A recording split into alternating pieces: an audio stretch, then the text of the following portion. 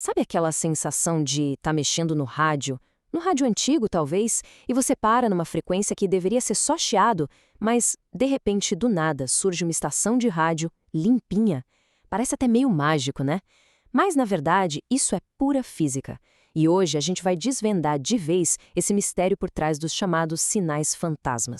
Pois é, a grande questão é essa. Como é que pode uma estação simplesmente aparecer onde teoricamente não deveria existir nada? A resposta, olha, está num fenômeno muito interessante que acontece dentro do rádio. E o mais legal é que dá para entender isso com um experimento que pode ser feito em casa. E tudo começa exatamente assim, com uma montagem bem caseira.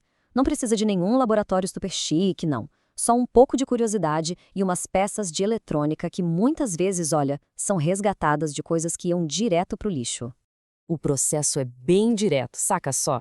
Primeiro, a gente pega o rádio e sintoniza numa frequência silenciosa, um ponto no dial onde não tem estação nenhuma. Depois, a gente aproxima uma bobina, que vai funcionar tipo uma ponte, e aí vem o pulo do gato. A gente injeta um segundo sinal de rádio de uma frequência diferente usando um gerador. O que acontece em seguida é surpreendente. E a história da peça principal desse experimento é a melhor parte. O criador da experiência conta que ele resgatou essa bobina de um rádio antigo que a sogra dele ia jogar fora. Isso, pra mim, é a essência do espírito maker, sabe? É a arte de transformar o que seria lixo em uma ferramenta para descoberta. É sensacional. Tá, agora vamos para a parte da ciência que explica essa mágica toda. O nome do fenômeno que cria esses sinais fantasmas é batimento de frequência.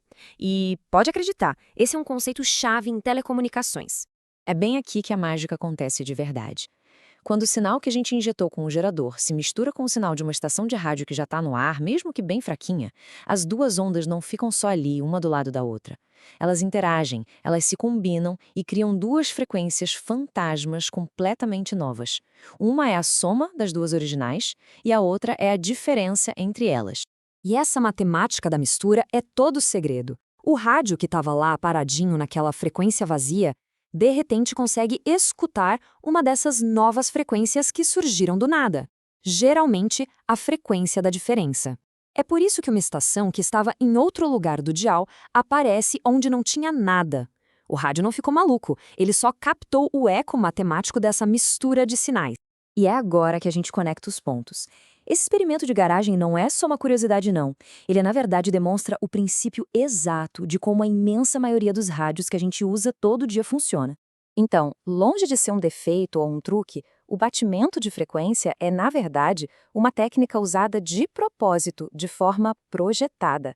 É a espinha dorsal de como os rádios modernos conseguem selecionar e amplificar só o sinal que a gente quer ouvir, ignorando todo o resto do barulho.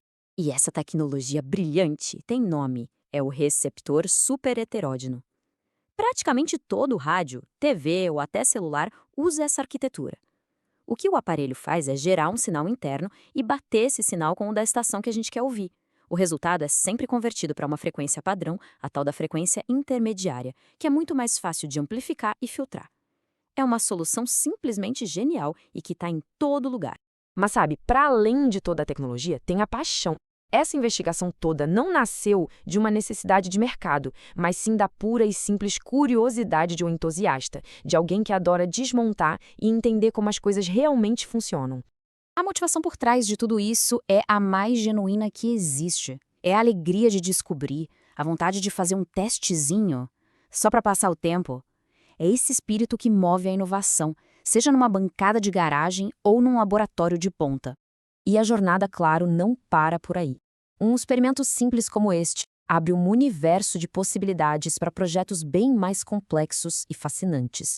Desde montar um detector específico como o Polyakov, até construir um receptor russo, a curiosidade vai puxando mais curiosidade, alimentando um hobby que é super profundo e recompensador. E isso tudo nos deixa com uma última reflexão. O batimento de frequência é só um dos muitos princípios invisíveis que fazem a nossa tecnologia funcionar. A pergunta que fica no ar é: quantos outros segredos como esse estão aí, escondidos nos aparelhos que a gente usa todo santo dia, só esperando para serem redescobertos?